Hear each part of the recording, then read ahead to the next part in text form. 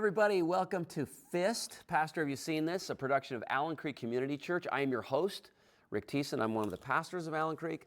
And this is just our response time where you send us video content that you see online. It relates to God or the Bible or Christianity, and we respond to it. And just a little reminder, these are cold takes. This is not like prepared material that we have. So you just send us and we get just a real raw response to something about Christianity. And then hopefully you're helped by this. Maybe it helps the Christian worldview make more sense to you.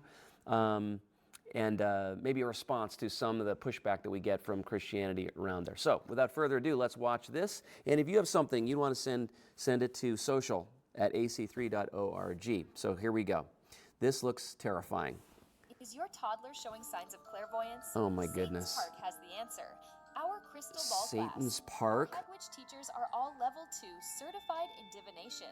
Enroll your toddler in our full-day course that teaches the basics of lottery Oh my predicting, goodness. contacting lost pets, excluding rabbits, summoning level 5 demons, and Wow. more. Plus, they'll design their own crystal ball to take home with them. Running December to February. Sign up now. Wow. Oh my goodness. So, okay, well, it looked to me, I don't know if you caught that. That looked like that was CGI. I'm pretty sure there was the kid with the creepy 6 fingers. I don't know if you caught that. So anytime that you get some very lifelike looking thing, but it has a weird, extra appendage or something like that, generally a computer has generated it. So that's the only redeeming quality of that video. It's, for goodness sakes, what did they call it? Satan's Park, something like that. They're going to learn clairvoyance. It's a school. So what can we say about that? So some people apparently would take the occult and spiritual evil as so obviously either unreal or laughable that they would, just kind of make a video like that. So Christianity believes that spiritual forces of evil are real. But here's the thing, that the caricatures, the red imp with the sharp fingernails and the fangs and the horns and all that kind of stuff, those caricatures actually are almost certainly a ploy. If there were spiritual evil, they would be the perfect thing that spiritual evil would foist upon the public to distract from what they really do. And what spiritual evil really does, demonic spirits, which Jesus talked about a lot, are deceive and accuse. These are the things that demons do. They deceive and accuse. And so if we can paint them as these sort of cartoonish figures and then laugh them off, then we're completely caught unawares when we fail to realize that our worldview is being formed by lies we tell ourselves about ourselves, lies about other people, lies about people we disagree with, lies about the world in general. And then that distorts us.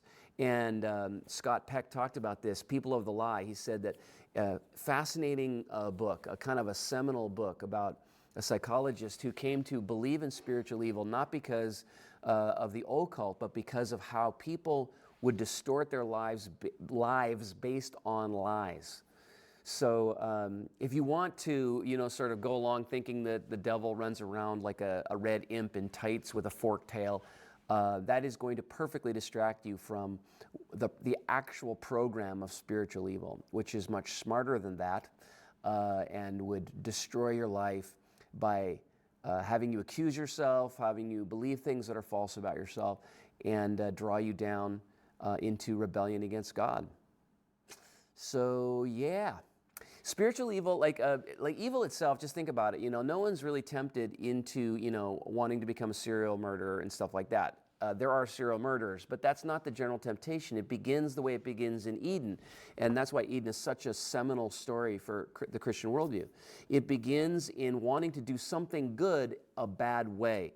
Almost always sin is first a lack of trust in God, and therefore a way of grabbing the good thing that God might want or hold out to us, but grab it in a bad way to try to get it around God, around God's way, around God's means, or around God's character.